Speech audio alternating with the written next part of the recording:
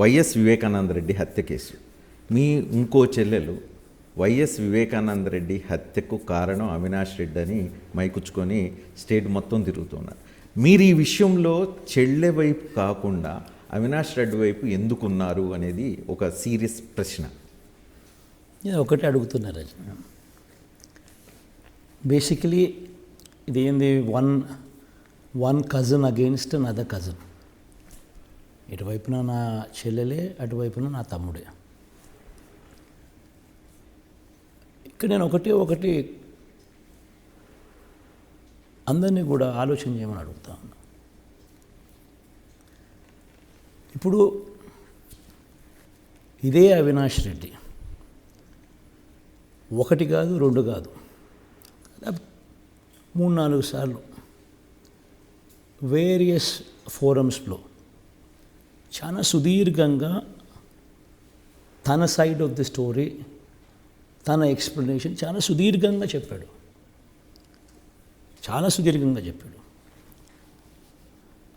అసలు ఎవరి దస్తగిరి దగ్గర నుంచి ఏకంగా ఈ దస్తగిరి అనేవాడు ఏ రకంగా చంపాడు అని చెప్పిన ఈ దస్తగిరి ఏ రకంగా తిరుగుతూ ఉన్నాడు, తనకు ఎవరు సపోర్ట్ చేస్తూ ఉన్నారు దగ్గర నుంచి వేరియస్ ఆస్పెక్ట్స్, ఇంక్లూడింగ్ వివేకం చిన్నానికి సెకండ్ వైఫ్ గురించి కూడా, పిల్లాడు పుట్టిన పరిస్థితి, పిల్లాడు ఉన్న పరిస్థితిని, ఇంకా తన వేరియస్ ఇష్యూస్ను ఈ డీటెయిల్గా తను అడ్రస్ చేస్తూ తన సైడ్ ఆఫ్ ది స్టోరీ చెప్పినాడు. తన ఇంటర్వ్యూస్ కానీ తన స్టోరీ కానీ నేను కూడా చూసినాను, టీవీలో నేను కూడా చూసిన తర్వాత తను చెప్పేది కరెక్టే కదా, తను చెప్పేది సహేతుకమే కదా అని ఎవరైనా అవినాష్ వైపున మాట్లాడితే వెంటనే వాళ్ళ మీద కూడా అభాండాలు వేయడము, ఆరోపణలు చేయడము, ఇవన్నీ ఎంత మటుకు ధర్మం? Ultimately at the end of the day కోర్ట్స్లో మ్యాటర్ జరుగుతూ ఉంది. Matter is sub judice. ఎవరు తప్పు చేసినా తప్పే. కానీ ఒక తప్పు చేయని వ్యక్తిని తప్పు చేసినట్టుగా ప్రొజెక్ట్ చేయడం అన్నిటికన్నా ఘోరమైన తప్పు. అంత కాన్ఫిడెంట్గా తప్పు చేయలేదని ఎట్లా చెప్పగలుగుతున్నారు మీరు? ఒకసారి తను చెప్పిన తన వర్షన్ పూర్తిగా మీరు కూడా చూడండి. తను వీళ్ళు లేవనెత్తుతా ఉన్న, ఇటువైపున లేవనెత్తుతా ఉన్న ప్రతి అంశంను పాయింట్ బై పాయింట్ డీటెయిల్డ్గా ఎక్స్ప్లెనేషన్ ఇచ్చినాడు. తాను ఇచ్చిన ప్రతి ఎక్స్ప్లెనేషన్ చాలా కరెక్టే కదా అని ఎవరికైనా అనిపించే విధంగా ఎక్స్ప్లెనేషన్ ఉంది. అంత డీటెయిల్డ్గా ఆ ఎక్స్ప్లెనేషన్ ఆయన ఇచ్చిన తర్వాత అది కరెక్టే అని అనిపించే విధంగా మనకు కూడా అనిపిస్తూ ఉన్నప్పుడు, తను తప్పు చేయలేదు అని చెప్పి క్లియర్ కట్గా తెలుస్తూ ఉన్నప్పుడు మనము తనకు సపోర్ట్ చేయకుండా ఉండడం ఎంత మటుకు కరెక్టు? కానీ మీరు ఎస్పెషల్లీ ఈ పాయింట్లో చెల్లెళ్ళకి బాగా వ్యతిరేకం అయిపోయారు అనే ఒక ప్రోపగండా, ఒక చర్చ బయటకు వెళ్ళే పరిస్థితి కనిపిస్తూ ఉంది. మీరు పదే నా అక్క చెల్లెళ్ళు అని చెప్తూ ఉంటారు. సొంత చెల్లెళ్ళకి ఏం చేయలేనోళ్ళు, న్యాయం చేయలేనోళ్ళు బయట మిగతా అక్క చెల్లెళ్ళకి ఏం చేస్తాడు అనే ఒక నెరేటివ్ అపోజిషన్ తీసుకుంది. సో బేసిక్లీ చెల్లెళ్ళకు న్యాయం చేసేందుకు ఇంకొకరికి అన్యాయం చేయాలి అని అంటే అధర్మం కాదు.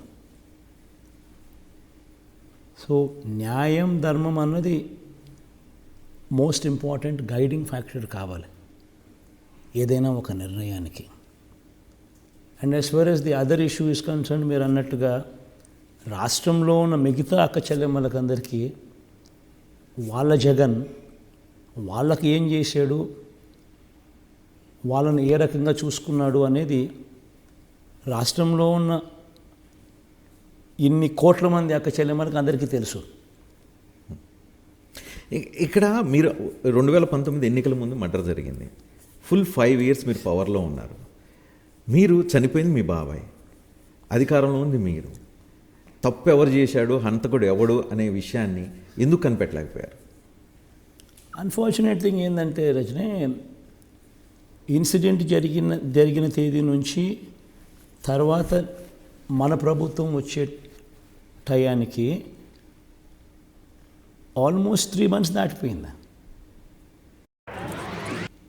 3 months తర్వాత మన గవర్నమెంట్ వచ్చింది.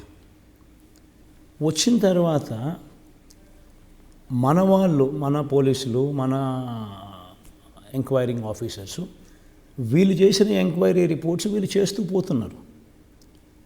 బట్ వీళ్ళ రిపోర్ట్స్ వీళ్ళు కంప్లీట్ కాకమునిపే, వీళ్ళు కంక్లూడ్ చేయకమునిపే ఇటువైపున ఏమేమో వీళ్ళంతకు వీళ్ళే అజంప్షన్స్ చేసుకొని రాంగ్ ఇన్ఫ్లుయెన్స్లోకి వీళ్ళు వెళ్ళిపోయి ఇదొక పొలిటికల్ సబ్జెక్టుగా దీన్ని తీసుకొస్తూ పొలిటికల్ వాక్యూమ్ ఇక్కడ క్రియేట్ చేయాలి అన్న ఆలోచనలతో దీన్ని రాంగ్ ట్రాక్ పట్టిస్తూ వీళ్ళే కోర్టులోకి వెళ్ళి సిబిఐ ఎంక్వైరీ కావాలని అడిగినారు. సో కోర్టు మనల్ని అడిగినప్పుడు కోర్టుకు మనము సిబిఐ ఎంక్వైరీ వద్దు అని మనం ఎందుకు చెప్పాలి? కోర్టు ముందు చెప్పినాం అవసరం లేదు సిబిఐ ఎంక్వైరీ, ఆల్మోస్ట్ కంక్లూజన్ స్టేజ్లోకి వచ్చేసింది, మీరు కొద్ది రోజులు టైం ఇచ్చేస్తే పోలీస్ ఆఫీసర్లకు వాళ్ళు రిపోర్ట్ కూడా కంపైల్ చేసి క్లోజ్ చేసేస్తారని కూడా చెప్పినాం. But court in their own discretion felt that ఇది సిబిఐకి ఇస్తే బాగుంటుంది అని. సో మీరేమంటారని మీ ఇష్టం, మేము చెప్పేది మేము చెప్పినాం, దాని తర్వాత మీరు ఏది ఇష్టం, మీది ఏది కరెక్ట్ అంటే చేయండి అన్న. దాని తర్వాత అక్కడికి వెళ్ళిన తర్వాత అక్కడ మళ్ళా ఆ సిబిఐ మీద కూడా అగైన్ నెగిటివ్ ఇన్ఫ్లుయెన్స్, ఇటువైపున టీడీపీ నుంచి బీజేపీలోకి చేరిన వ్యక్తులు, సీఎం రమేష్ లాంటి వ్యక్తుల ఇన్ఫ్లుయెన్సు, వీళ్ళందరూ దాంట్లోకి ఇన్వాల్వ్ అయిపోయి కడప సెంట్రిక్గా కేవలం దీన్ని పొలిటికల్గా ఇది కడప సబ్జెక్టు, కడపలో పొలిటికల్ వాక్యూమ్ క్రియేట్ చేయాలి అనే దుర్బుద్ధి ఆలోచనలతో పొలిటికల్ ఇంటర్ఫియరెన్స్తో దీని ఇష్టం వచ్చినట్టుగా రూట్లు మార్చుకుంటూ పోతా ఉన్నారు. అదే విషయంలో అందుకే అవినాష్ దాని తర్వాత తన మీద ఆరోపణలు ఎప్పుడైతే తన మీద వచ్చినప్పుడు తాను జస్టిఫికేషన్ తాను ఏదైతే డీటెయిల్డ్గా తాను ఎక్స్ప్లెయిన్ చేశాడు,